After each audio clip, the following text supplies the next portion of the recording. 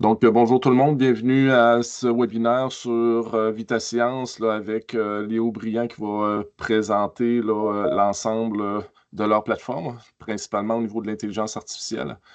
Je vais continuer à accueillir les personnes. Il y avait une main qui a été levée. Benoît, je ne sais pas si c'est quelque chose, question que tu avais. Tout est beau. OK, Merci. merci. Donc, ça va faire quelques années là, qu'on utilise la plateforme VitaScience, puis avec les améliorations, puis avec le temps, on est tombé un peu amoureux avec cette plateforme-là là, parce que ça réglait certaines des situations problématiques qu'on avait ici au Québec. Donc, on a invité Léo, là, le fondateur, le cofondateur justement de la plateforme, à venir nous présenter une partie de la plateforme, puis on verra si éventuellement il y aura là, des collaborations futures ou d'autres webinaires là, qui pourront venir compléter le premier webinaire qu'on a aujourd'hui. Donc, sans plus tarder, Léo, je te laisse la parole. Merci beaucoup Marc-André. Bonjour à tous. Donc moi je suis le fondateur de Vitation, je m'appelle Léo et effectivement on travaille depuis maintenant 7 ans dans l'éducation numérique avec une plateforme démarrée en 2018 qui est aujourd'hui assez largement utilisée dans beaucoup de pays, notamment les pays francophones. Et à l'heure actuelle, donc on a à peu près 350 000 élèves et enseignants qui s'en servent au moins une fois par an, essentiellement au niveau primaire, secondaire. Et plus spécifiquement dans la tranche 8-18 ans essentiellement, donc des élèves de 8 à 18 ans, avec un petit peu des plus jeunes et un petit peu des étudiants dans le supérieur, mais c'est plutôt minoritaire par rapport aux élèves du primaire et du secondaire. Et donc, on a une communauté qui s'est construite au fil des années d'environ 20 à 30 000 enseignants qui sont sur la plateforme. Donc, des enseignants de différentes disciplines, essentiellement en STEM, ou STIAM, donc sciences, technologies, ingénierie, arts et mathématiques. Et puis, ce qu'on enseigne essentiellement sur la plateforme, ça va être tout ce qui touche au codage, à la robotique et à l'IA. Et donc, je vais essayer de vous présenter, durant l'heure qui nous est donnée, la plateforme. Pour que ce soit assez interactif, n'hésitez vraiment pas à lever la main, à poser des questions durant le webinaire. Je regarderai le chat de temps en temps, mais s'il y a des questions, Marc-André, n'hésite pas à nous les remonter à l'oral, voilà. Et j'espère que ce sera le plus interactif possible pour tout le monde. Donc, si vous n'avez pas de questions dans l'immédiat, je vous propose de démarrer la présentation. Et après, voilà, vous m'interrompez au fur et à mesure. Donc, ce que je vais faire dans un premier temps, c'est vous présenter la partie codage robotique, mais assez vite. Et ensuite, on basculera sur la partie IA, qui est vraiment le cœur de notre sujet aujourd'hui parce que c'est un peu plus nouveau et qu'il y a peut-être plus de questions là-dessus que le robotique et le codage qui est devenu, entre guillemets, old school en l'espace de quelques années avec l'arrivée de l'IA. Euh, donc, pour présenter tout ça, je vais partager mon écran et on va démarrer.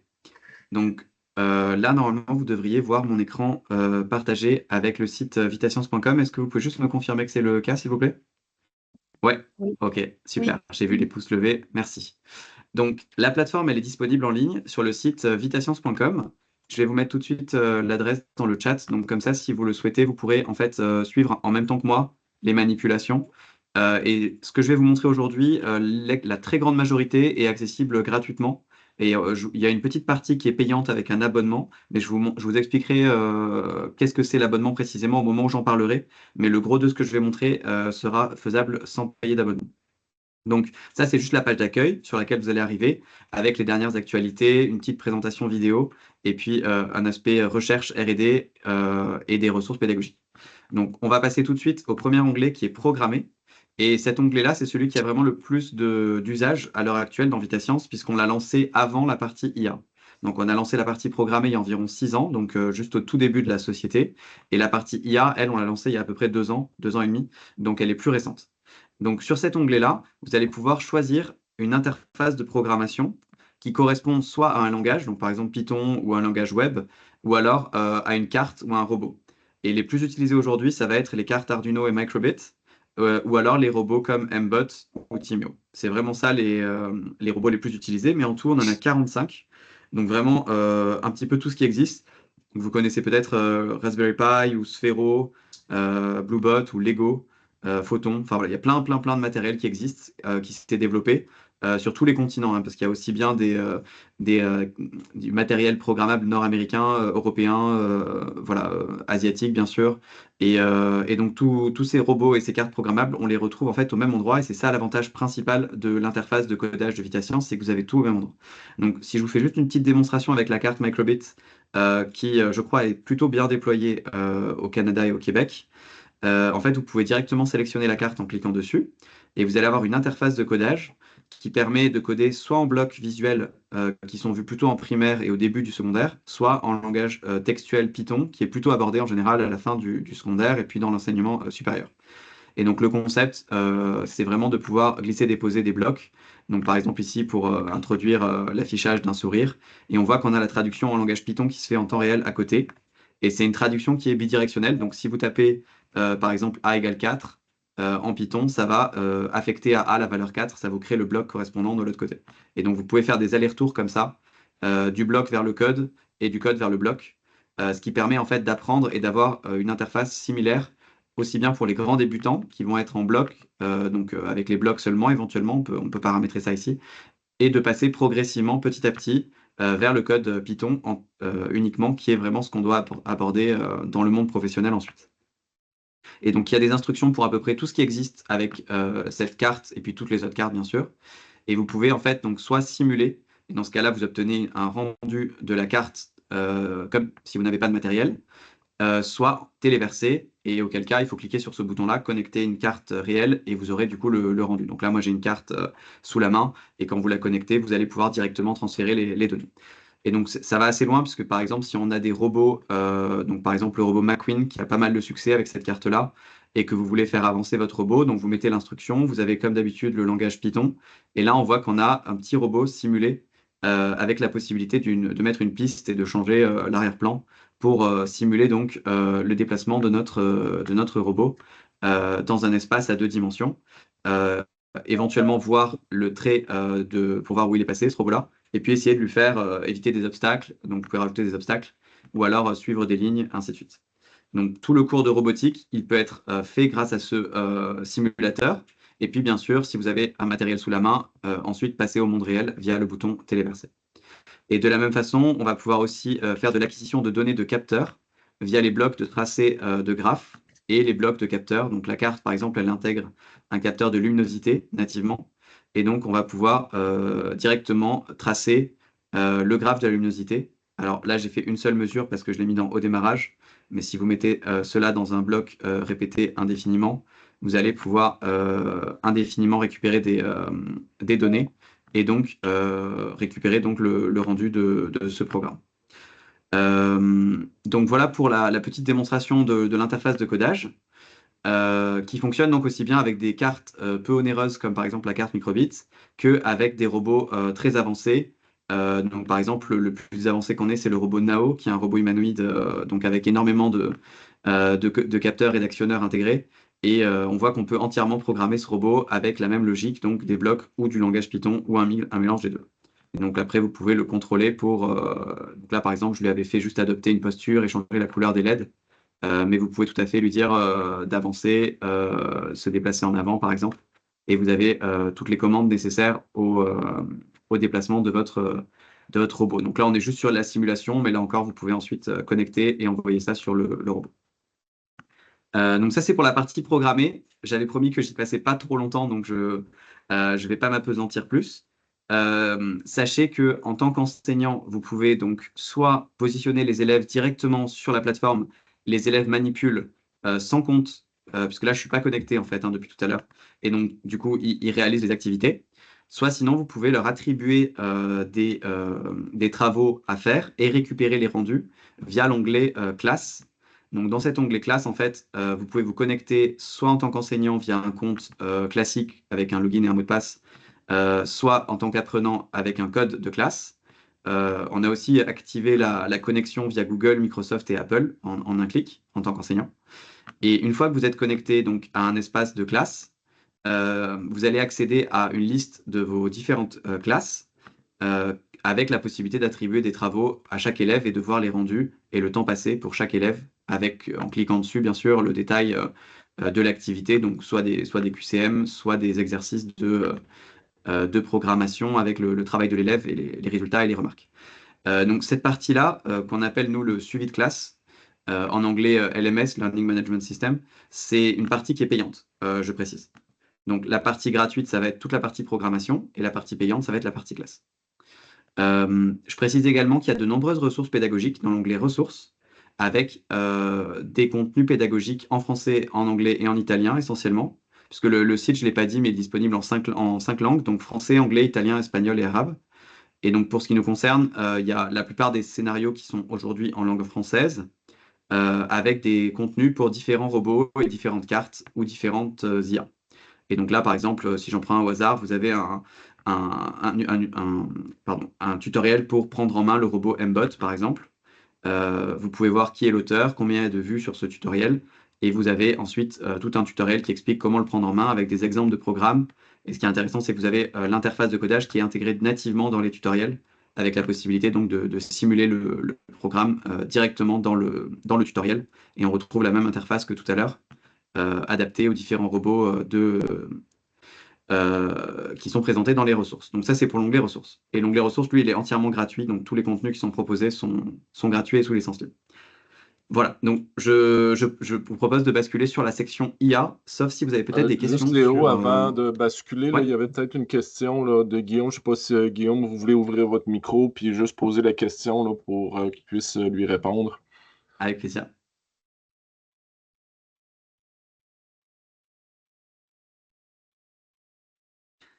Sinon, je peux lire la question en attendant. La question, c'était si on veut utiliser les blocs, sans les Si blocs, on veut pardon. utiliser Python, ouais. Ouais, si on veut utiliser Python, est-ce qu'on peut importer des modules? Donc, dans l'exemple, par exemple, de la carte microbit dont je parlais tout à l'heure, vous allez pouvoir coder uniquement en langage Python, hein, comme je le disais, et réaliser des imports, donc en faisant from microbit, par exemple, import, et ensuite choisir ce que vous allez vouloir importer dans la carte. Ou alors juste import avec derrière la librairie que vous voulez importer. Et donc, par exemple, vous pouvez introduire le module math ou .math ou le module random. Et donc, la liste des modules disponibles, en fait, c'est vraiment la documentation native de Python qui est disponible dans la rubrique d'aide ici. Et donc là, vous avez la documentation officielle que vous pouvez ouvrir. Et dans ce cas-là, vous avez vraiment la liste de toutes les caractéristiques enfin, toutes les fonctions disponibles. Et donc, typiquement, si vous voulez jouer de la musique, vous allez dans la catégorie musique et là, vous avez la liste des instructions avec le fameux import music et la liste des instructions disponibles. Donc ça, c'est si vous voulez le faire en langage bloc, en langage Python, pardon. Si vous voulez le faire en bloc, ce qui se passe en fait, c'est que quand vous utilisez un bloc typiquement de musique, donc par exemple celui-ci, eh bien, on va automatiquement, vous voyez, importer les modules qui vont bien. Donc là, en l'occurrence, UTime, mais on peut importer donc les autres modules nécessaires selon les capteurs qu'on utilise directement. Je ne sais pas si ça répond à la question. N'hésitez pas à compléter si besoin. Et ah oui, d'accord, pardon, il y avait une autre question, c'était est-ce qu'on utilise Python sans matériel extérieur? Donc là, si cette fois-ci, si je prends l'interface Python seule, donc là, on est sur une interface où on va pouvoir créer du code et l'exécuter. Donc typiquement, si je fais un print du mot hello, donc là, on voit, je l'ai tapé en Python et j'ai eu le bloc, comme d'habitude, à côté qui s'est mis tout seul. Et je peux exécuter, ça va m'écrire hello. Et donc là, pareil, on peut importer des modules. Donc on peut faire un import sur les maths, par exemple, sur le module maths. Et, euh, et ensuite voir le rendu directement. Donc la liste des modules qui est disponible, elle aussi, elle est dans la documentation d'aide. Là encore disponible ici. Donc c'est un peu le même topo pour toutes les interfaces, c'est pour ça que je ne les présente pas toutes. Voilà. C'est bien.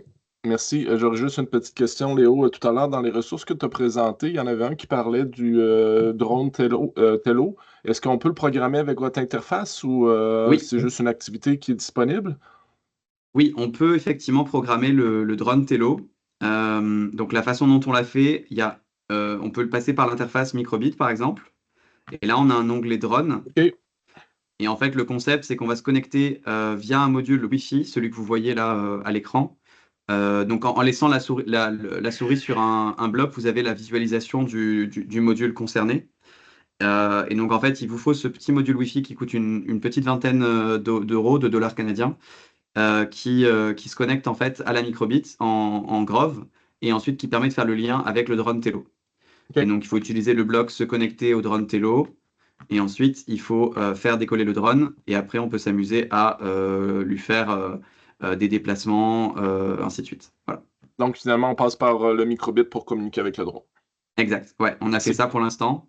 On avait l'idée de faire une interface dédiée au drone Tello entièrement. Le problème, c'est que comme ils ont arrêté le produit, on s'est pas lancé dans la création d'une interface dédiée au drone. Voilà. Et après, Merci vous avez une beaucoup. simulation, mais comme en deux dimensions, c'est un peu moins sympa forcément pour le drone, étant donné qu'il bouge en trois dimensions, lui. Voilà. On avait réalisé une démonstration d'un simulateur en trois dimensions, mais pour l'instant, elle est pas prête. Voilà. Donc, en tout cas, si on voit, par exemple, là, on le fait décoller, on voit qu'on a son altitude qui augmente, là, on l'a simulé comme ça. Et ensuite, quand on le fait avancer, vous voyez qu'il a avancé un petit peu. Bon, c'est mieux que rien, mais à terme, ce qu'on aimerait avoir, c'est une compatibilité avec tous les drones du marché et aussi une simulation en 3D, à l'instar de ce que je vous ai montré tout à l'heure sur le robot Nao, où du coup le simulateur il est en 3D en fait, puisque justement on est sur un robot un peu plus complexe, et donc là on a la 3D. Donc on pourrait faire pareil sur les drones, et c'est ce qu'on a prévu de faire à moyen terme. Voilà. On l'a fait aussi sur le bras robotique, hein, je précise pour ceux qui veulent s'intéresser à la robotique plus poussée, au-delà de juste la carte programmable de type microbit ou autre. Vous avez la possibilité donc de coder des bras robotiques un tout petit peu plus avancés, s'il veut bien se charger. Il a l'air d'être un peu lent sur mon PC aujourd'hui. J'espère que ma connexion n'est pas trop faible. Vous m'entendez toujours bien? Oui, oui, oui, Ok. oui. Bon, lui, il a l'air d'être un peu capricieux en temps de chargement, donc je vais passer à la suite, mais je vous montrerai tout à l'heure si vous le souhaitez. Est-ce qu'il y avait d'autres questions peut-être?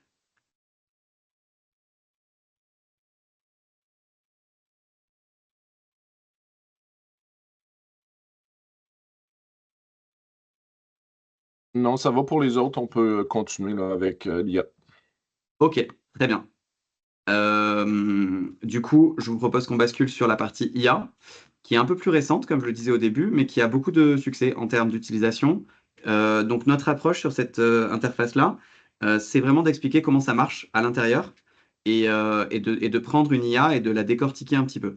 Donc, aujourd'hui, on a 6 interfaces qui concernent des IA différentes, puisqu'en général, on dit l'IA au singulier, l'intelligence artificielle, mais en fait, il y en a plein et elles font des choses très différentes. Donc, historiquement, les gens connaissent bien maintenant les IA qui ont gagné aux échecs, par exemple, ou qui ont remporté le jeu de Go il y a quelques années avec AlphaGo.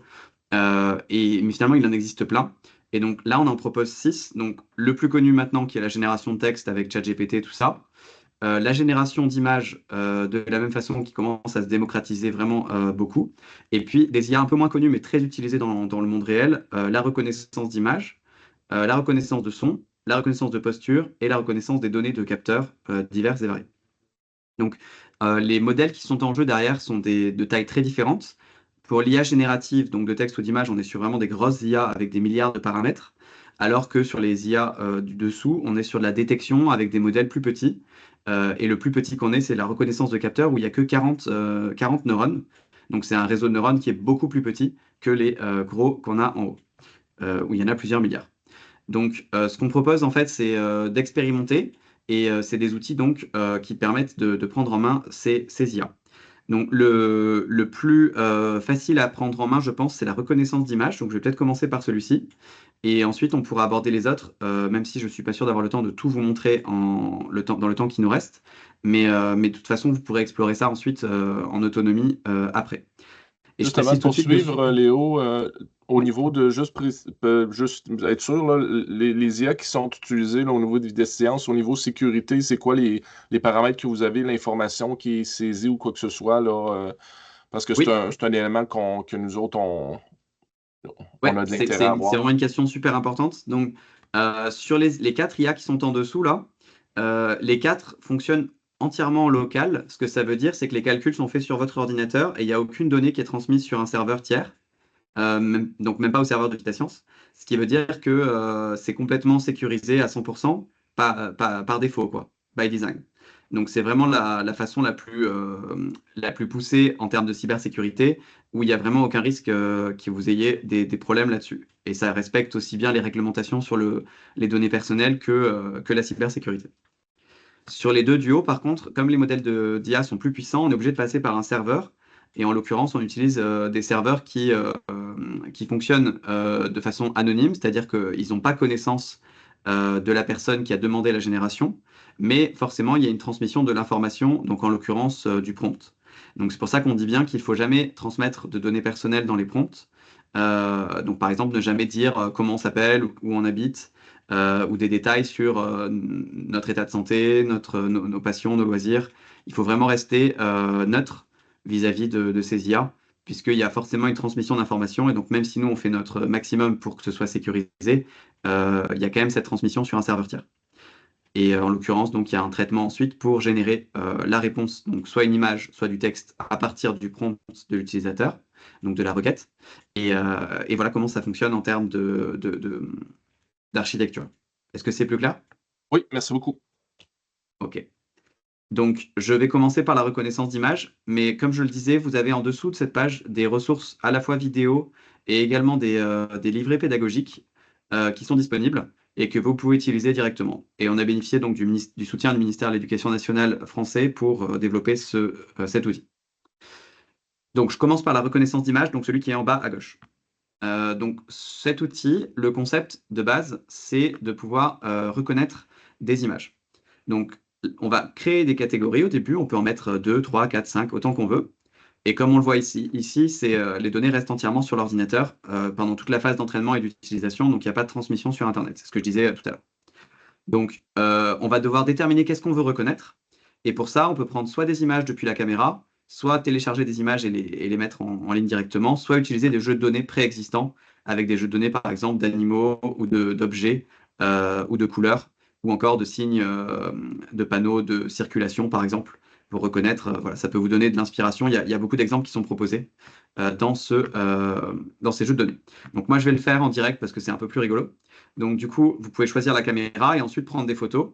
Donc, du coup, par exemple, je peux dire que je vais faire une première catégorie dans laquelle je vais lever la main. Donc, je vais appeler cette catégorie main levée. Et puis, une seconde catégorie que je vais appeler main baissée, dans laquelle je vais faire pareil, mais avec ma main en bas. On va faire comme ça, par exemple. Et puis, je vais mettre juste deux catégories pour faire vraiment le truc le plus simple possible. Donc là, on voit qu'on a pris 3 images en haut et puis 8 images en bas. Et donc, on va pouvoir lancer l'entraînement du modèle qui va compiler ces images-là pour obtenir à la fin une IA capable de reconnaître si ma main est plutôt levée ou baissée. Et en fait, ça marche assez bien puisque ça prend vraiment pas longtemps à lancer comme entraînement. On voit qu'en l'espace de 10 secondes, on a obtenu un résultat. Et ensuite, du coup, on va pouvoir relancer l'entraînement. Alors là, comme j'ai deux caméras, parce que j'ai celle de mon Teams et celle de mon ordinateur, ça fait des petits conflits. Donc, je vais recharger ma page. Mais ça, vous ne l'aurez pas, vous. C'est juste parce que j'utilise deux caméras, en l'occurrence, une pour le webinaire et une pour le réseau de neurones. Normalement, ça charge. Je la relance au cas où.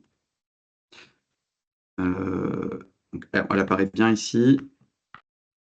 Sinon, je vais peut-être couper la caméra sur mon Teams le temps de la démo. Hop. Voilà. Voilà, donc là on voit que ça marche. Ouais, c'est parce qu'il y avait un conflit avec mon Teams.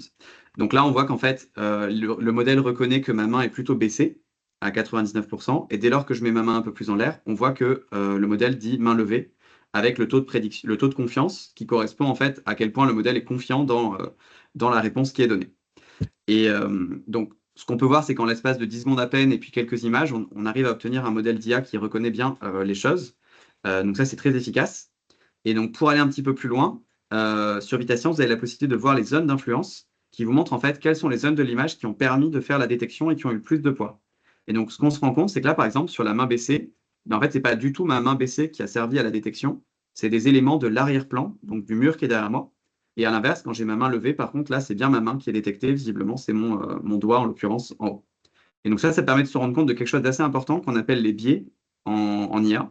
Et donc, par exemple, vous pouvez faire des tests assez facilement. Dans les jeux de données, par exemple, on a mis des visages de femmes, mais avec que des cheveux longs. Et on a bien précisé que c'était un jeu, du coup, qui comportait un biais. Et puis, des visages d'hommes que avec des cheveux courts. Et si vous faites ce test-là, bah, du coup, les femmes aux cheveux courts vont être reconnues comme des hommes parce que le modèle aura assimilé que cheveux courts égale homme.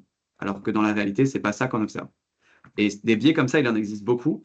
Et vous pouvez les mettre en avant, en fait, grâce à cette interface, notamment grâce aux zones d'influence, puisque là, en l'occurrence, c'est les cheveux qui auraient été mis en couleur. Et là, dans mon cas, donc, je vous ai montré un petit biais qui est donc la présence d'arrière-plan qui impacte fortement l'IA. Vous pouvez également, pour ceux qui veulent aller un petit peu plus loin, visualiser le réseau de neurones. Et donc là, concrètement, ce que ça va faire, si je mets ma main en haut, par exemple, ça va prendre l'image et ça va vous montrer comment est-ce que l'IA prédit qu'on obtient main levée ou main baissée. Donc là, en l'occurrence, on voit l'image ici. Ça, c'est l'image d'entrée. Et on voit la sortie de notre réseau de neurones qui dit main levée 97%. Donc ça, c'est ce qu'on appelle le résultat de notre prédiction. Et donc, au milieu, vous allez avoir tout un ensemble de calculs. Et c'est ça qu'on appelle en général le réseau de neurones et qu'on considère souvent comme une boîte noire parce qu'on ne comprend pas trop ce qui se passe. Comment est-ce qu'on passe d'une image en entrée qui est un ensemble de pixels à une prédiction, en l'occurrence main levée. Donc, ce qu'on a essayé de faire ici, c'est de représenter le réseau de neurones qui contient 500 000 neurones. Donc, c'est un modèle de taille moyenne parce que les gros modèles aujourd'hui font plusieurs milliards de paramètres. Donc, vraiment des gros modèles, donc plusieurs centaines de millions de neurones. Et les petits modèles, comme je le disais tout à l'heure, font quelques dizaines de neurones à peine pour les plus petits. Donc là, 500 000, c'est un peu au milieu. Et donc, vous avez une vue détaillée qui vous montre en fait comment est-ce que les neurones se font passer l'information.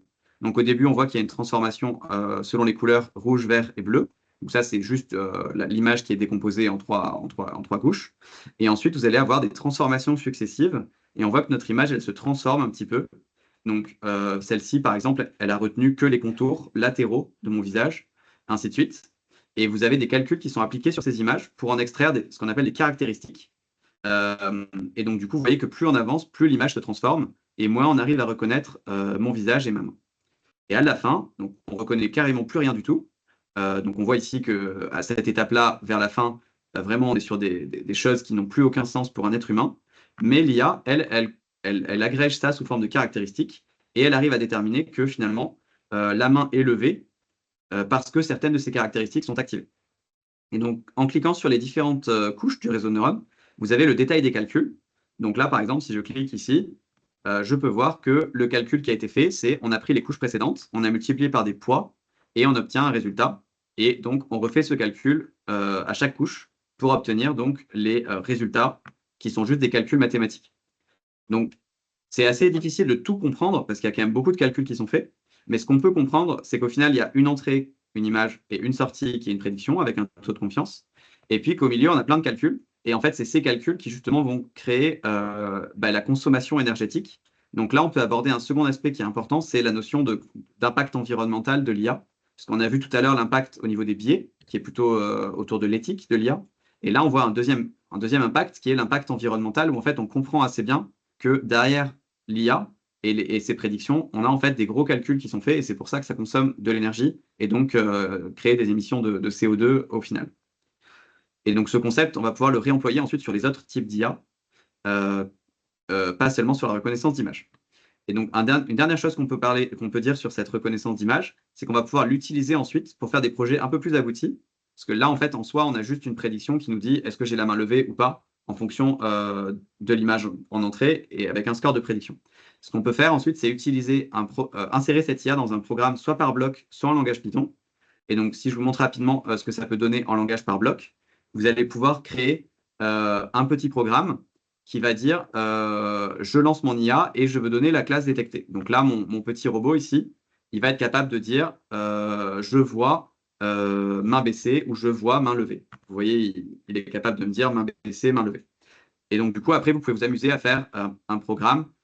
Si la classe que je détecte, elle est égale du coup à main levée, par exemple, ou main baissée, et ben, du coup, j'ai envie de déclencher une action.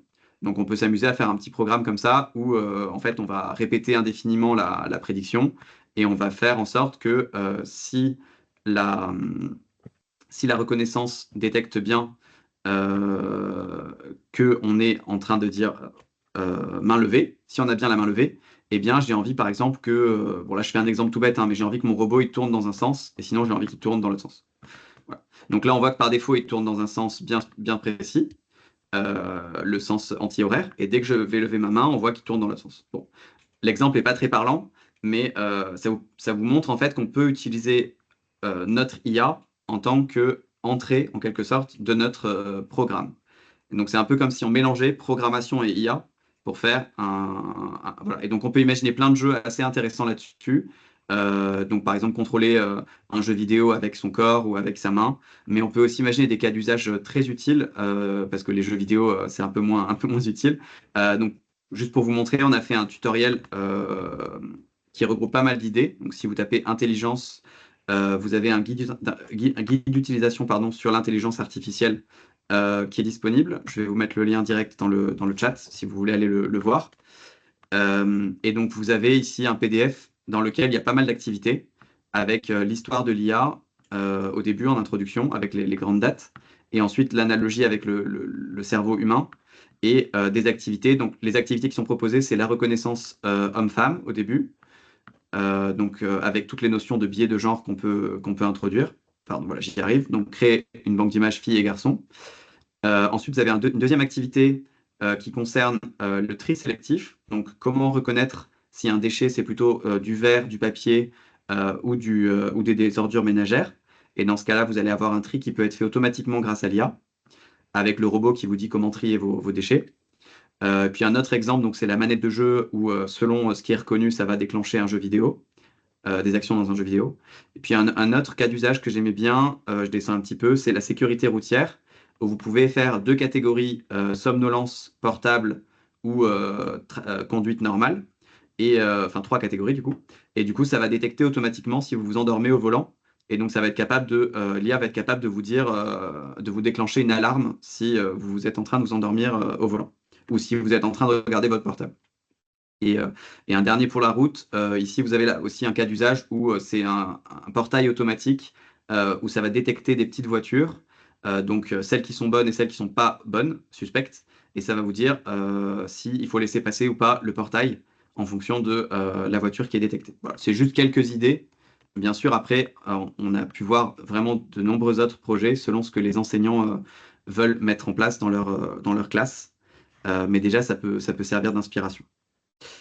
Est-ce que vous avez des questions sur cette première IA que j'ai présentée ou vous voulez que je passe à la suite? Pour l'instant, pas de questions. Non, tout va bien pour moi en tout cas. Ok, parfait. Donc là, ce qu'on a pu voir, c'est donc une IA de taille moyenne, je dirais, ni petite ni grande, qui est capable de reconnaître des images. Donc sachez qu'on a la même chose sur le son. Donc là, en fait, c'est le même concept. Vous allez pouvoir créer des catégories. Et en fait, la différence, c'est qu'au lieu de mettre des images en entrée, on va mettre des extraits sonores. Ces extraits sonores, ça va être par exemple des voix humaines, mais ça peut aussi être des bruits d'animaux par exemple, ou des bruits de moteurs, ou des bruits, enfin n'importe quoi. Et vous allez pouvoir reconnaître ensuite, par exemple, si on prend les oiseaux, est-ce que vous avez plutôt une mésange, un pigeon, un rouge-gorge, enfin voilà, quel est l'animal que vous avez qui a chanté en fait. Voilà. Donc là, moi j'avais fait un test avec trois catégories, bonjour, merci et bruit de fond, avec des extraits sonores de moi qui dit bonjour. Voilà, donc là, vous m'entendez peut-être dire bonjour derrière. Et ensuite, on va pouvoir lancer l'entraînement du modèle et obtenir une IA qui reconnaît ce qui est dit. Et donc, de la même façon, c'est assez rapide, hein, le modèle, ça prend moins de 10 secondes à entraîner. Donc, vous pouvez vraiment vous permettre de faire des tests assez facilement et ensuite de parler. Et ça va vous dire, est-ce que ça reconnaît plutôt bonjour, merci ou bruit. Donc, si je dis bonjour, donc là, le bonjour, il était ici. Vous pouvez déplacer la petite zone jaune. Donc là, on voit que si je le mets sur l'endroit où j'ai dit bonjour, ça reconnaît bien bonjour à 99%. Et après, pareil sur les autres. Et ça, on a aussi vu des projets assez sympas sur ce domaine-là. Juste une idée, par exemple, c'est de reproduire l'application Shazam qui permet de reconnaître des musiques grâce à des petits extraits musicaux. Donc j'imagine que vous connaissez cette application qui permet de reconnaître les musiques, qui est assez utile quand vous connaissez pas, enfin il y a une musique qui passe et que vous voulez savoir de quoi il s'agit. Et donc vous pouvez reproduire en fait cette application-là en créant plusieurs catégories correspondant à plusieurs musiques. Et ensuite votre IA reconnaîtra de quelle musique il s'agit. Et donc pareil, vous pouvez faire ensuite un programme autour en bloc ou en Python. Ensuite, il y a une troisième typologie d'IA qui ressemble beaucoup aussi, c'est l'IA sur les postures. Donc là, on est un peu sur le même concept, on va créer des catégories. Donc là, j'avais fait pareil, main levée, main baissée, donc c'est la même que tout à l'heure, sauf que les données d'entraînement, vous voyez, ça me rajoute automatiquement ce qu'on appelle ce que moi j'appelle un squelette, c'est-à-dire les articulations avec les bras, les épaules, le coude, mais aussi les yeux, le nez et les oreilles. Et ça permet en fait de bien situer un être humain face à une caméra. Et donc, l'avantage de ces modèles-là, c'est qu'ils consomment moins d'énergie et ils sont indépendants de la couleur de peau, des vêtements et de l'arrière-plan, contrairement à l'autre, où on a vu tout à l'heure qu'en fait, ça dépendait beaucoup de l'arrière-plan qui était derrière moi. Donc là, quand vous rajoutez une image, hein, vous voyez, ça me met en fait automatiquement les points sur moi. Et donc, vous pouvez ensuite directement voir le résultat. Et c'est beaucoup plus précis si une autre personne que moi se met devant la caméra. Par contre, la limite, c'est que ça fonctionne que avec les êtres humains. Et si vous voulez reconnaître des objets ou des animaux, par exemple, ça ne marchera pas. C'est vraiment que pour les êtres humains, ce modèle. Et il y a plein de cas d'usage assez utilisés dans l'industrie maintenant pour cette reconnaissance de posture. Et notamment, en ce moment, je vois beaucoup d'applications autour du sport et de la danse et de la rééducation médicale autour de ça. Je vous montre juste un exemple que moi j'aime bien. Donc, c'est une start-up parisienne qui s'appelle Dancer qui propose en fait de s'améliorer en danse à partir de cette IA. Donc c'est la même IA qui est utilisée derrière.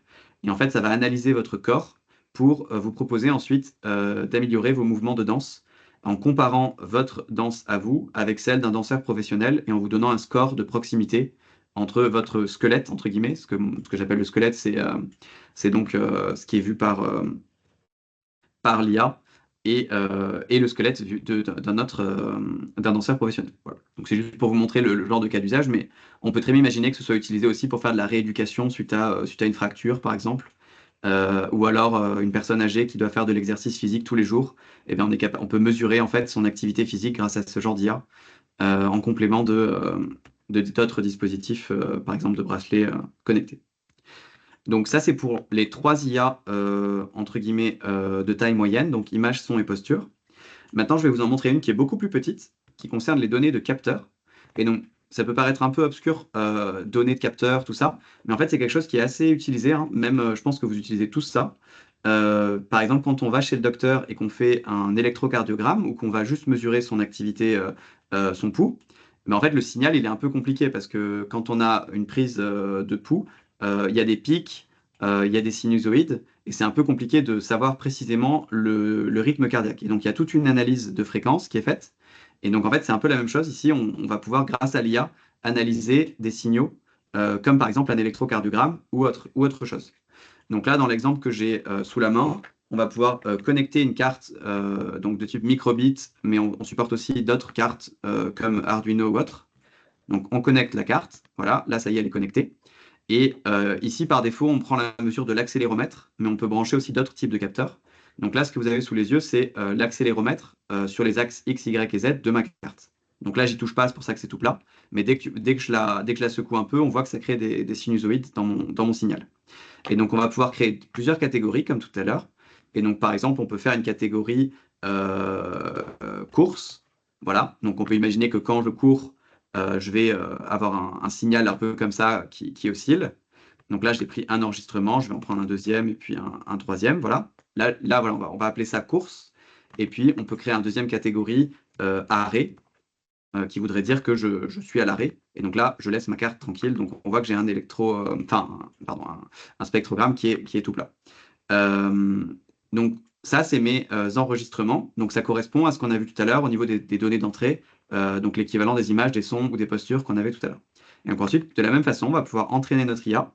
Et ensuite, elle sera capable de reconnaître, du coup, si on est plutôt dans la catégorie 1 ou 2.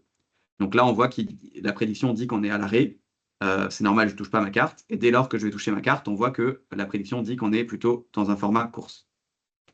Donc ça fonctionne plutôt bien. Et ce qui est intéressant, c'est qu'on peut aussi voir le réseau de neurones et que celui-là, il est tout petit. On n'a que 40 neurones. Donc en entrée, on a notre signal de départ. Et ensuite, on va pouvoir calculer donc un certain nombre de caractéristiques.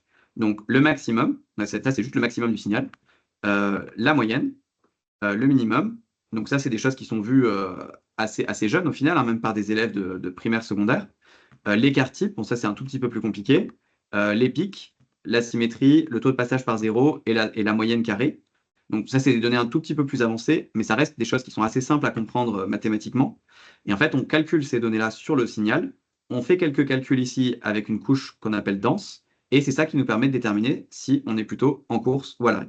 Et donc en fait, ce modèle, son intérêt, c'est de montrer que on peut vraiment comprendre ce qui se passe là de façon très fine, contrairement aux autres modèles où c'est quand même un peu plus obscur parce qu'il y a trop de neurones qui sont interconnectés. Et donc là, on a vraiment une sorte de mini réseau de neurones avec seulement 40 neurones qui sont capables, à partir d'un signal, de reconnaître si on est plutôt, par exemple, en train de courir ou en train de s'arrêter. Et donc ça, c'est ce qui est utilisé, par exemple, pour dire, bah, là, la personne, elle est en train de faire un arrêt cardiaque ou non.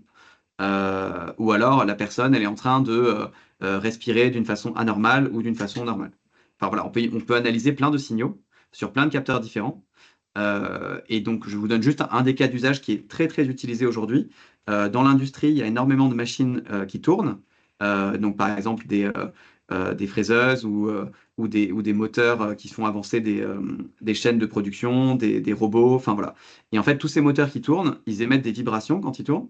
Et donc, quand ils tournent de façon normale, ils produisent une vibration bien spéciale. Et quand ils ont un problème, ils produisent un autre type de vibration. Et donc, il suffit de mettre un capteur d'accélération comme celui-là sur le moteur. Et en fait, on va être capable de t'entraîner une IA à reconnaître si la vibration, elle est normale ou pas normale. Et du coup, dès qu'elle n'est pas normale, on va pouvoir envoyer un technicien et faire de la maintenance prédictive avant même que la machine, elle casse. Et donc, ce genre de système, c'est très utilisé aujourd'hui dans quasiment toutes les usines au niveau mondial pour détecter si les machines, elles vont être en panne ou pas avant qu'elles deviennent en panne. Puisqu'en fait, la vibration, elle change avant que la machine casse. Et donc de la même façon, on peut mettre ça aussi par exemple, sur une roue de voiture et regarder si la voiture, elle a pas un souci au niveau de ses vibrations. Voilà. Donc c'est quelque chose qui est un peu moins connu que l'IA générative, mais qui est très utilisé. Donc là, je vous ai présenté les 4 IA, on va dire, non génératives, mais qui ont le mérite d'être assez faciles à manipuler. Et en plus, on peut entraîner le modèle entièrement local sans faire appel à un cloud.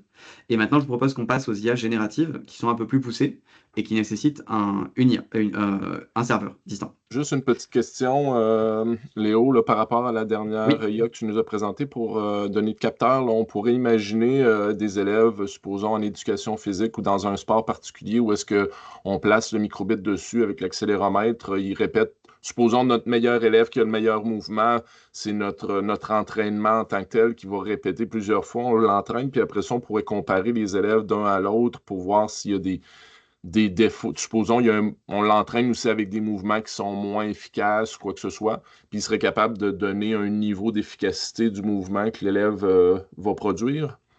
oui, on pourrait imaginer ce genre de scénario, ouais. Après, il faut vraiment tester, parce qu'il y a plein d'idées, il y en a qui vont marcher, il y en a qui vont pas marcher, mais clairement, ça fait partie des choses qu'il faut tester, ouais. OK, merci. Est-ce que vous avez d'autres questions sur ces IA qu'on pourrait appeler non génératives, mais qui sont en fait, dans la pratique, on ne se rend pas forcément compte, mais les IA non génératives, elles sont beaucoup plus utilisées aujourd'hui dans le monde de tous les jours que les IA génératives qui ont fait leur apparition en fait il y a 2 ans et demi avec ChatGPT et qui aujourd'hui tout le monde en parle, mais finalement c'est beaucoup moins déployé hein, que ces IA non génératives qu'il y a partout dans notre quotidien, dans les montres connectées, dans les smartphones, dans toutes les machines, un peu partout dans l'industrie. Enfin voilà, c'est quelque chose de beaucoup plus large.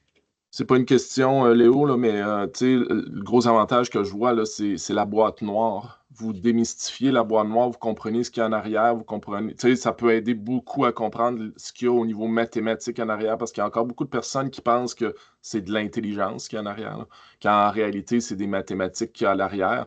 Donc, puis surtout le dernier que vous avez présenté, parce que les autres, tu sais, quand il y a plusieurs niveaux de neurones, peut-être que les élèves le comprennent moins, mais le dernier, je pense que ça peut être plus accessible là, pour les élèves. Merci beaucoup pour cette visualisation-là là, qui va aider plusieurs personnes à mieux comprendre. Ouais, c'est gentil. Le dernier, on l'a sorti il y a 2 mois, hein. C'est le dernier né dans la famille.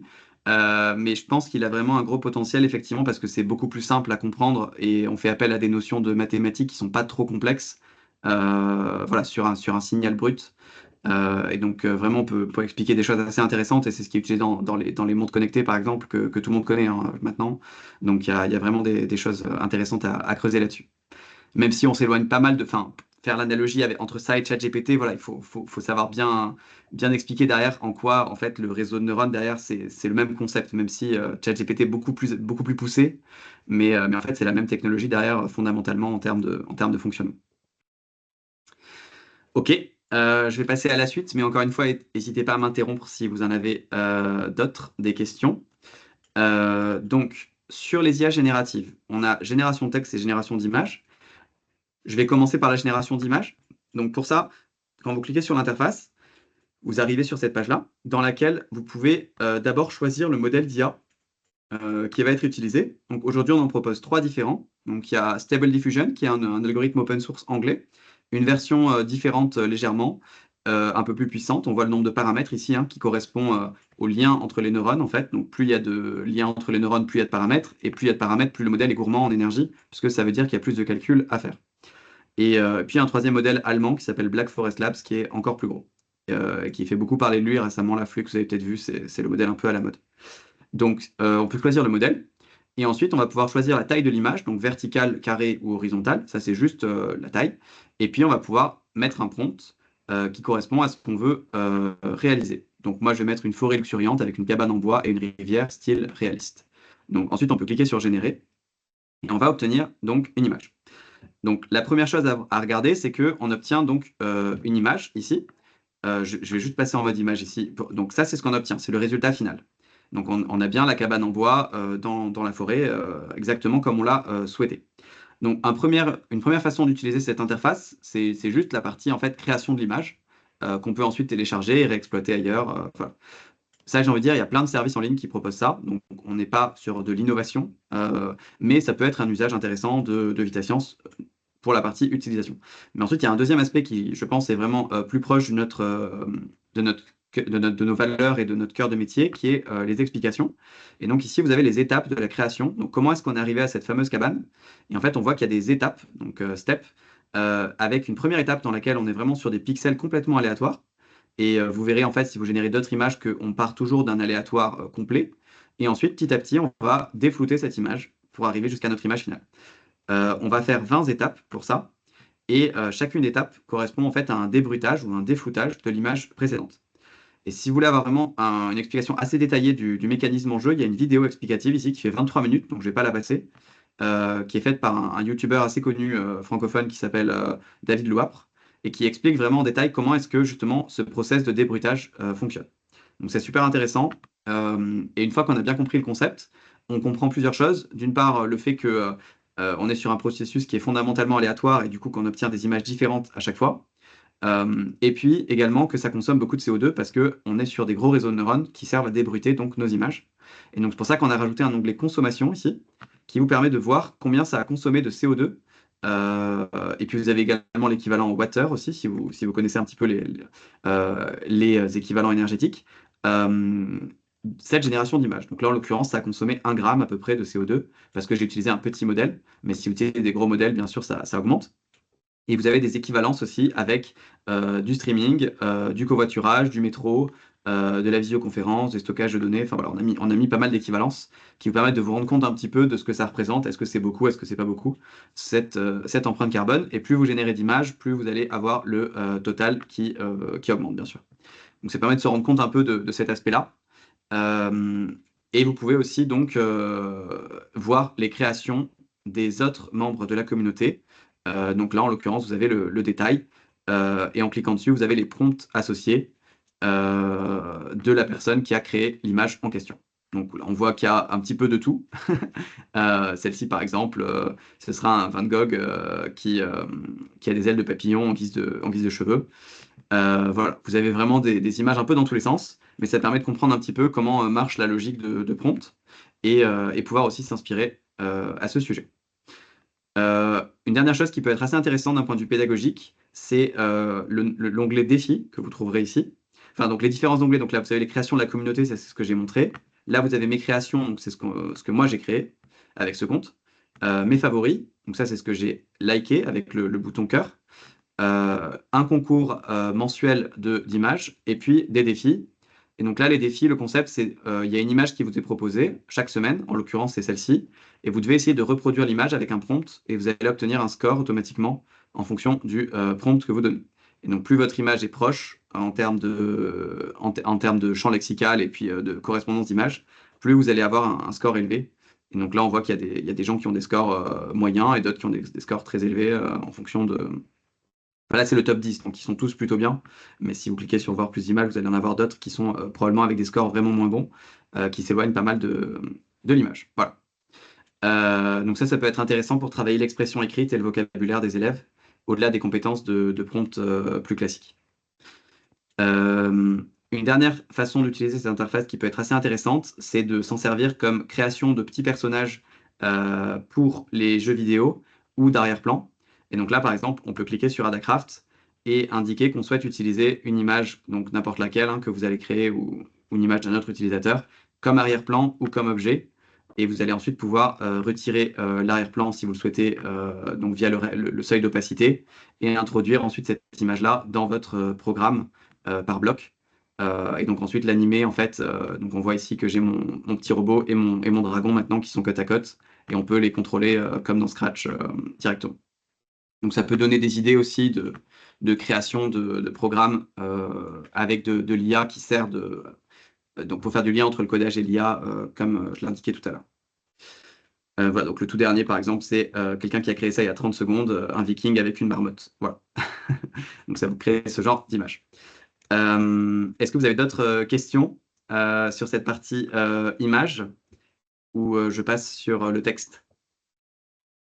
Il nous Non, reste environ un petit peu plus que 5 minutes, donc on peut passer au texte. Merci. OK. Et donc, pour finir, on a donc une IA de création de texte. Donc, là encore, on peut choisir son modèle. Donc, en haut à droite, vous avez le choix entre différents modèles, Mistral, DeepSeek, ChatGPT, Llama, Qwen et Lucy. Donc, des modèles de différents pays et différents continents, avec à chaque fois la taille du modèle, en nombre de paramètres toujours. Donc, avec des modèles très gros et des modèles très petits. Donc, ChatGPT Mini, par exemple, qui fait seulement 8 milliards versus DeepSeek qui en fait plus de 600. Donc, bien sûr, un ratio de consommation qui change aussi. Et comme vous pouvez le voir, certains modèles sont réservés aux abonnés premium et d'autres sont accessibles gratuitement. Donc, si je reste sur le Mistral, par exemple, qui est le modèle par défaut, vous allez pouvoir ensuite régler le taux d'aléatoire. Je vais vous dire tout à l'heure à quoi ça correspond. Et poser une question. Donc, par exemple, quel est l'impact de l'élevage des vaches sur l'environnement? Voilà. Donc, quand vous obtenez la réponse, vous voyez, il y a des couleurs dessus, en fait. Ces couleurs, elles ne sont pas choisies au hasard. Elles correspondent, en fait, aux tokens. Donc, les tokens, c'est les unités de mots utilisées par l'IA. Et plus le token est vert, plus il va être probable. Et plus le token est rouge, moins il va être probable. Et donc, en fait, on voit que, par exemple, en cliquant sur les mots, vous allez avoir la probabilité. Et donc là, en l'occurrence, par exemple, on voit que D avait 26% de probabilité de sortir versus 72 pour 2. Et ainsi de suite, on voit pour les différents mots. Donc là, on voit par exemple que vache, c'était quasiment 100%, puisqu'on parle de vache, donc l'IA, elle sait qu'elle doit parler de vache. Par contre, peu, on voit que finalement, le mot A était plus probable. Et donc, si vous voulez vous amuser, vous pouvez cliquer sur un autre mot. Donc là, par exemple, j'ai cliqué sur A, et dans ce cas-là, il va régénérer la phrase en changeant peu par A. Et en fait, on voit que finalement, l'IA, c'est un peu comme un grand arbre, où à chaque intersection, on va avoir le choix entre plusieurs mots, selon une probabilité. Et selon le mot qu'on choisit, eh ben, ça va impacter toute la suite. Et donc, ici, on voit que la suite de la phrase est vraiment pas la même. On a un paragraphe qui est très différent ici, du paragraphe initial, simplement parce qu'on a changé un mot. Et en fait, ça a changé toute la suite de la phrase. Et donc, grâce à ça, on peut expliquer un autre phénomène. On a déjà parlé tout à l'heure des biais via l'IA image et puis la consommation énergétique. Mais on a aussi là un autre phénomène qui est le phénomène d'hallucination, où en fait, parfois, l'IA, elle hésite entre deux mots, et simplement avec des questions de probabilité, il y a un des deux mots qui va sortir. Et en fait, potentiellement, un des deux mots correspond à une information vraie et l'autre à une information fausse. Et en fait, on peut montrer assez facilement que l'IA, elle peut se tromper parce qu'elle a choisi la mauvaise probabilité, entre guillemets, et que derrière, ça va créer des informations fausses. Et comme la suite de la phrase, elle se base sur ce qu'il y a écrit avant, qu'elle considère comme vrai, eh bien, on va pouvoir créer des hallucinations, c'est-à-dire des situations où l'IA dit n'importe quoi, quelque chose de factuellement faux. Et ça, vous pouvez le montrer assez facilement sur les différents modèles en tapant des questions et en obtenant des réponses fausses et en regardant les probabilités associées. Donc voilà pour cette interface-là qui permet de comprendre un petit peu comment ça marche. Encore une fois, vous pouvez aussi masquer les tokens et du coup vous en servir comme d'une IA beaucoup plus classique à laquelle on pose des questions. Et puis, vous avez aussi la consommation. Donc, vous pouvez voir quelle consommation en CO2 ça génère. Selon les modèles, hein, bien sûr, c'est pas pareil, c'est pas pareil selon les différents modèles. Et vous pouvez aussi l'utiliser dans un programme par bloc ou en Python, par exemple, pour faire parler un robot qui va du coup pouvoir utiliser le texte généré comme source de ce qu'il va raconter. Je précise également qu'il y a une couche de modération donc, sur Nesuya générative, avec la possibilité donc, de filtrer automatiquement un certain nombre de mots et aussi bien sûr un certain nombre d'images, afin d'éviter que les élèves génèrent n'importe quoi, aussi bien en texte qu'en image. Et vous pouvez aussi introduire des instructions particulières, comme par exemple forcer l'IA à générer des quiz ou voilà, à faire différentes traductions. Voilà, on peut imaginer plein mais ça j'imagine que vous connaissez déjà un petit peu la logique de prompt pour conditionner les IA à se comporter différemment.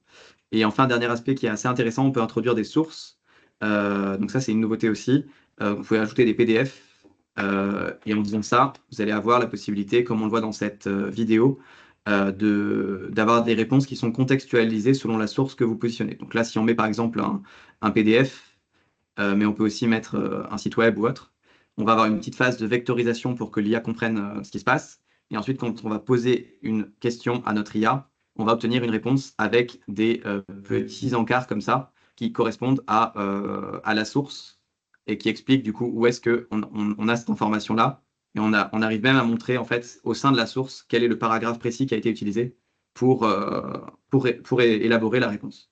Donc si vous mettez un PDF de 100 pages où il y a plein d'infos et que vous demandez une question précise, ça va vous donner une réponse précise sur cette source et ça va vous montrer en fait quel est le paragraphe de la source qui a servi à déterminer cette réponse. Donc c'est assez utile pour comprendre comment ça marche et aussi pour s'en servir comme outil de travail au quotidien.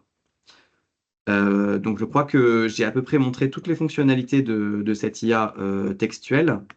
Voilà, après, c'est un outil qui est mis à disposition gratuitement, donc en tout cas pour les modèles basiques et sans donc l'ajout de source. Mais déjà, on peut faire beaucoup de choses. Et donc, dans la version gratuite, si vous avez des idées ou des questions, n'hésitez vraiment pas à nous solliciter. On est très preneurs. L'outil, en tout cas, est un peu en constante évolution. Et notre objectif, je pense, vous avez bien compris, c'est d'expliquer comment marche l'IA via une approche ouverture de la boîte noire et en même temps que ce soit utile aux enseignants, à la fois sur les aspects codage, robotique et IA. Léo, je t'inviterais peut-être à réouvrir ta caméra parce que tu l'avais éteint tout à l'heure là, pour le petit problème Alors qu'on là, avait normalement, eu. je l'ai rallumé. Puis- Est-ce que normalement, vous Ah, êtes censé me voir sur Teams là? non, on ne te voit pas présentement. Alors, Mais c'est pas grave. je la reboot. Hop. Voilà. Est-ce que c'est mieux là? Oui, on te voit, Oh, effectivement. ok, je l'avais remis, mais ça marchait pas. Donc, je ne sais pas s'il y a quelques personnes qui ont des questions, commentaires que vous aimeriez partager là, pour les quelques minutes qui nous restent. Effectivement, je vois dans les commentaires, ça me fait penser au livre dont vous êtes le héros. C'est un petit peu ça en fait, hein. C'est vrai qu'on a des successions de choix à faire. En l'occurrence, l'IA choisit un token à la fois. Et on se base sur ce qui a été fait avant. Et du coup, selon ce qui a été choisi, en fait, la suite de l'histoire est très différente. Et potentiellement, l'IA peut nous raconter n'importe quoi et ensuite persister dans cette hallucination, comme si c'était quelque chose de parfaitement vrai. Et c'est comme ça que, on peut vite se faire avoir, notamment sur des sujets qu'on maîtrise pas trop. D'où l'idée un peu contre-intuitive de plutôt utiliser l'IA sur les domaines qu'on maîtrise que sur les domaines qu'on maîtrise pas, justement. Je On a vois qu'il une y a une question. question, on vous invite à ouvrir votre micro. Oui, bonjour. Donc, tout à l'heure, vous parliez de la possibilité de mettre un PDF, mais toujours avec les mêmes recommandations, c'est-à-dire que le PDF doit pas être, enfin, libre d'accès. Il ne faut pas que ce soit des données confidentielles, parce que Ah là, oui, oui, absolument, hein, absolument. voilà, ok, merci. Oui, en fait, ça marche bien, par exemple, si vous mettez les programmes scolaires locaux. Eh bien, vous pouvez dire, par exemple, est-ce que est-ce que tu peux me faire un quiz sur telle partie du programme? Et ben du coup, l'IA connaîtra parfaitement la dernière notion du programme scolaire. Ou alors, Ok, si vous voulez, par exemple, dire, corrige-moi ce programme Python, vous mettez le programme Python en pièce jointe et ça va vous corriger le programme. Voilà. super. Par contre, il faut pas dire. Enfin voilà, j'ai eu un enseignant qui m'a dit il y a pas longtemps, j'ai besoin de faire mon bulletin de notes pour mes élèves trimestriel. Je vais mettre toutes les notes de tous mes élèves et tous leurs travaux, et puis je vais leur demander de rédiger le bulletin. Ça c'est vraiment le truc à proscrire absolument. Il faut vraiment pas envoyer de données personnelles dans les prompts et dans les sources. Mais Bah, ça, c'est pas que Vitascience, hein, c'est propre à peut, toutes les oui, IA. il Voilà. peut le faire, Sauf mais si il faut vous qu'il avez change. une IA officiellement recommandée par votre entité de tutelle et qui vous dit là, on peut y aller, c'est sûr à 100%. Là, dans ce cas-là, pourquoi pas. Mais sinon, si c'est une IA disponible sur Internet comme ça, il faut absolument faire attention à ce que vous envoyez dessus. Bah, il pourrait le faire, mais en anonymisant tout, en changeant tous les noms. Bon, il pourrait le faire. On pourrait effectivement. Après, c'est assez facile en fait de remonter aux informations. On va dire Ah, que c'est très difficile d'avoir une anonymisation parfaite. Voilà. Parce que ah d'accord. l'IA se souviendra en fait de votre historique de conversation. Alors sur Vitascience, on ne stocke pas les historiques de conversation, mais la plupart des sites le font. Et assez facilement, en fait, on peut se retrouver avec tout un historique et on arrive à recouper les infos. Et voilà, il suffit que. Enfin bref, c'est assez facile en fait de retracer un historique de conversation et de retrouver de qui il s'agit ou de quel établissement. Voilà. D'accord, Moi, ma merci. recommandation, en tout cas, c'est d'essayer d'éviter au maximum d'envoyer des données personnelles dans les prompts. Et je crois d'ailleurs qu'il y a eu un guide de l'usage de l'IA au Québec qui est sorti il n'y a pas longtemps. J'ai vu passer ce document-là. Oui. Et c'est aussi la recommandation formulée par le ministère et par les entités locales, quoi. Je peux essayer de retrouver le lien si vous voulez Ah oui, moi je veux bien, oui. Merci. Oui. Merci beaucoup, Léo, pour la présentation. Je pense que, tu sais, d'un côté pédagogique, votre plateforme est vraiment très, très intéressante. Je pense que tout le monde ici là, qui est présent là, voit justement le côté apprentissage, comprendre comment fonctionne l'IA. Puis je pense que c'est un élément vraiment important qu'on doit présenter aux utilisateurs. Puis je pense que votre plateforme est vraiment bien axée pour ça. Donc, merci beaucoup pour la présentation. Puis j'invite là, les gens, là, si vous avez, comme Léo a dit, si vous voulez lui donner des commentaires ou quoi que ce soit, ils sont ouverts. Mais aussi, nous autres, au niveau du récit MST, on aimerait faire une suite à ce webinaire-là l'année prochaine, donc avoir d'autres collaborations. Donc, s'il y a des sujets que vous aimeriez voir dans un futur webinaire là, avec Vita Science, juste communiquer avec nous, puis on fera le lien là, avec Léo là, pour essayer d'organiser là, un prochain événement l'année prochaine. Donc, merci encore, Léo.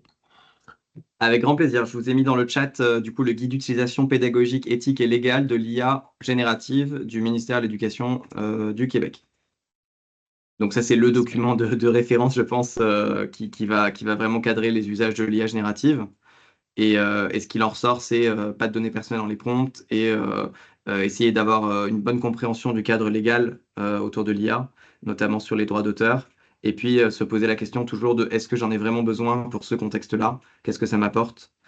Voilà. En tout cas, c'est un domaine qui évolue très vite. Et je pense qu'on a un peu deux sujets qui se dégagent. D'une part, la compréhension de comment ça marche et de enseigner l'IA en tant que sujet, comme on enseigne les maths ou comme on enseigne la physique. Et puis également l'utilisation de l'IA en tant que assistant pour l'enseignant, qui est plutôt donc du coup enseigner avec l'IA. Donc enseigner sa discipline de base, mais avec l'IA. Et donc nous, avec Vitation, on a choisi plutôt de se focaliser sur l'IA comme discipline en tant que discipline. Et voilà, on a d'ailleurs lancé une thèse de doctorat sur ce sujet. Donc, on aura des publications si vous nous suivez sur les réseaux sociaux de Vitascience. On publiera assez régulièrement à ce sujet sur les travaux de recherche qu'on va mener en parallèle de nos développements logiciels. Merci beaucoup. Juste dernière petite chose, je partage mon écran avant de vous laisser aller. On avait précisé que c'était enregistré comme webinaire, donc l'enregistrement devrait être disponible là, aujourd'hui ou demain là, sur le site de Campus Récit avec la transcription. Donc, si vous allez dans les formations puis vous allez voir les webinaires au niveau maths, sciences et technologies, c'est à cet endroit-là que vous allez retrouver les enregistrements des webinaires qui vont avoir été faits. Donc, merci beaucoup. Je souhaite une bonne journée à tout le monde. Puis bonne soirée, Léo, bien sûr, parce que vous terminez votre journée. C'est ça. Pour Merci nous, beaucoup. il est 16 h. Bonne journée à tous. Au revoir. Merci.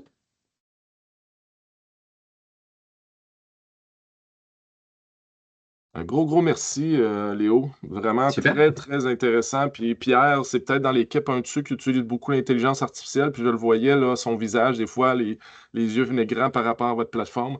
Donc, vraiment très intéressant. Super. Tu peux couper l'enregistrement peut-être Oui, avant c'est que... vrai, excuse. Non, pas de Merci. souci. Je sais pas après si vous êtes capable de couper facilement la fin. Oui, je vais pouvoir l'arrêter. Ok. Mais en tout cas, moi, j'étais ravi. Comme je le disais, je pense que